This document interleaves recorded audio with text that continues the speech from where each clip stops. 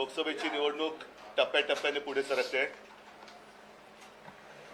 उद्या महाराष्ट्रातला दुसरा टप्पा होतोय.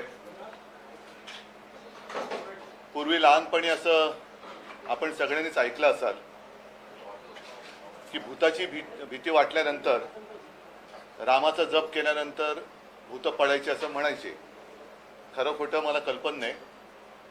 भाजपची अवस्था विचित्र झाली.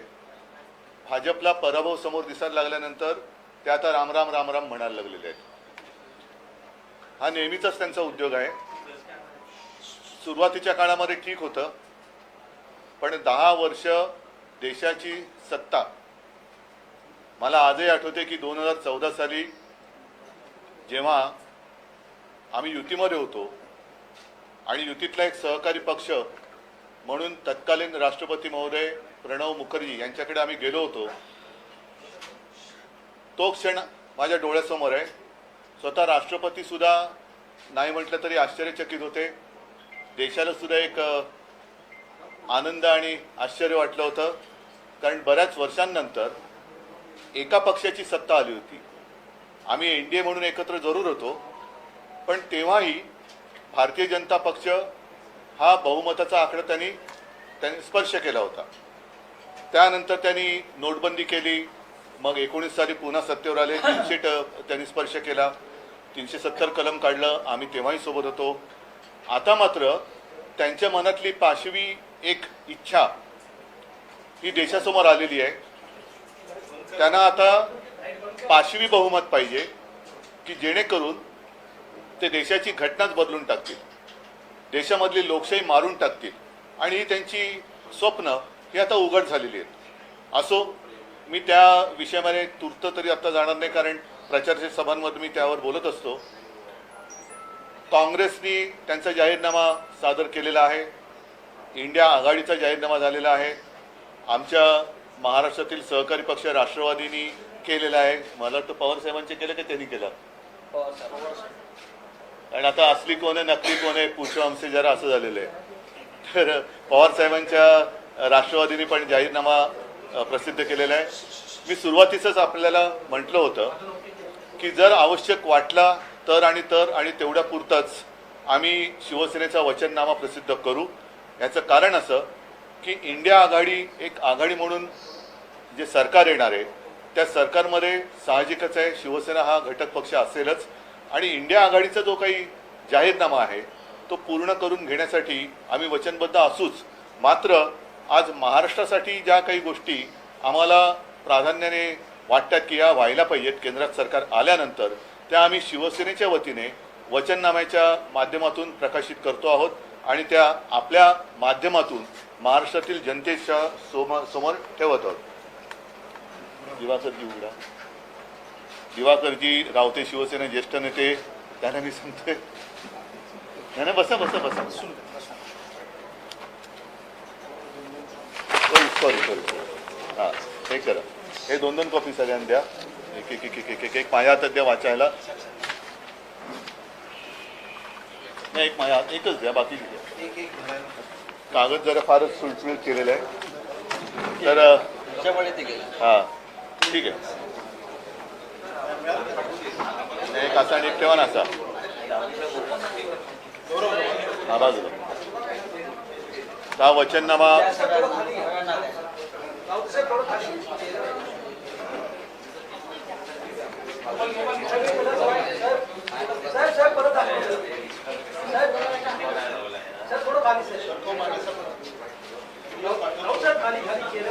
अरे थांबा रे, आता आम्हाला बोलू द्या जरा.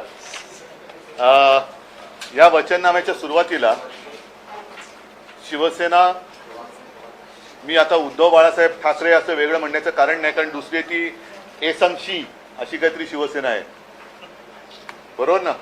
एक आहे ती एसंशी अशी शिवसेना. त्या एसंशी सेनेबद्दल मी बोलत नाही, मिंदे सेनेबद्दल बोलत नाही. एसंशी सेना जर शिल्लक असेल तर त्यांचा जाहीरनामा ते देतील. पण मी शिवसेनेच्या वतीने एक जनतेला विनंती केली की आपले आशीर्वाद असू द्या.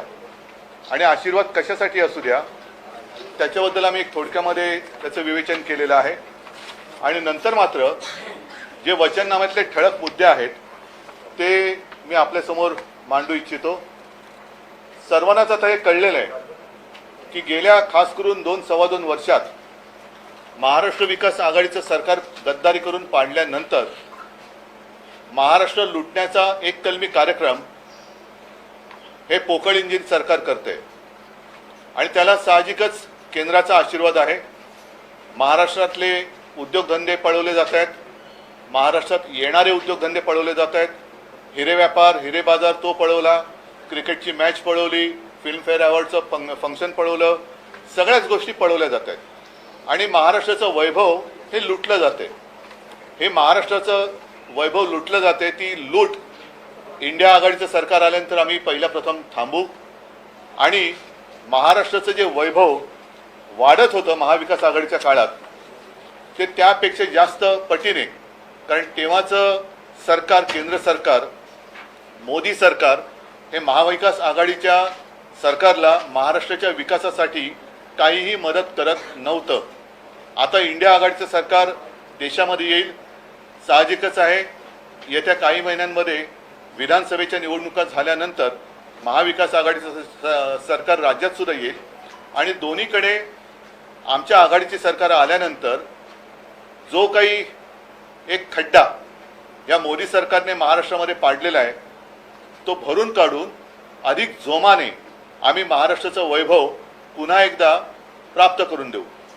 आणि त्याच्यामध्ये जसं एक आर्थिक केंद्र हे मुंबईला येणार होतं, गिफ्ट सिटी मुंबईला येणार ती पळून नेली गुजरातला. ठीक आहे, आम्ही गुजरातचं काय ओरवडून घेणार नाही. अगदी इंडिया आघाडीचं सरकार आल्यानंतर देखील प्रत्येक राज्याचा आम्ही मान सन्मान ठेवू.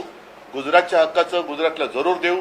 उत्तर प्रदेश, बिहार, कर्नाटका, हिमाचल प्रदेश, आसाम जी राज्य आहेत त्या सगळ्या राज्यांचा आदर ठेवून त्यांना जे जे आवश्यक असेल ते सगळं आम्ही त्यांना देऊच, त्याच्याबद्दल काही वादच नाही आहे. पण वित्तीय केंद्र हे नव्याने आम्ही आमच्या महाराष्ट्रामध्ये उभं करू की जेणेकरून अनेक रोजगाराच्या संध्या उपलब्ध होतील. सुशिक्षित जे आता तरुण रोजगाराविना आहेत, युवती आहेत, त्यांना रोजगाराची संधी उपलब्ध होईल.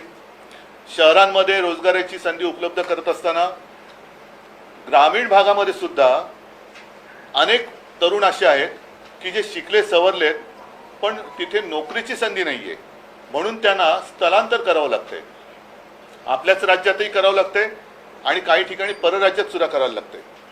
अनेक वेळेला माध्यमातून बातम्या येतात की चांगले सुशिक्षित तरुण, मी तरुण म्हणतो मी त्याच्यामध्ये तरुणी देखील आल्या, देश सोडून पण जात आहेत.